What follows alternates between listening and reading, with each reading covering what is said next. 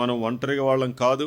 దేవుడు కూడా ఒంటరి దేవుడు కాదు. తండ్రి, కుమార, పరిశుద్ధాత్మ త్రియేక దేవుడు. కాబట్టి దేవునిలో సహవాసం ఎట్లా ఉందో సహవాసంలో కూడా ఏముండాలి?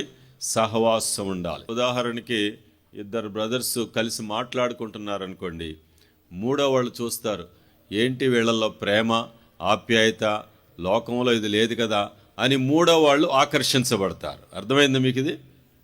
ఒకవేళ ఇద్దరం కలిసి లేకుండా ఒంటరిగా ఉన్నాననుకోండి, ఏదో చింతపడతా, విచారపడతా, మరి రక్షణ పొందిన వ్యక్తినైనా సరే మనోవిచారము, మనోదుఖం కలిగి ఏడ్చుకుంటా కూర్చుంటాను అనుకోండి.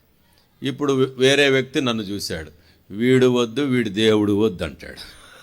అర్థమైందా మీకు ఇది? మరి మూడో వ్యక్తికి ఆశీర్వాదకరంగా ఎప్పుడున్నాం చెప్పండి? ఇద్దరు కలిసి మాట్లాడుకోవటం ద్వారా, కౌగిలించుకోవటం ద్వారా, కావాలని కాదు, ప్లాస్టిక్ కాదు, లేకపోతే కృత్రిమంగా చేసేది కాదు. ఇది దేవుని ప్రేమ, అది స్పష్టంగా కనపడేది ప్రియులారా. సో కాబట్టి దేవుని సహవాసము చాలా ప్రాముఖ్యమైనది.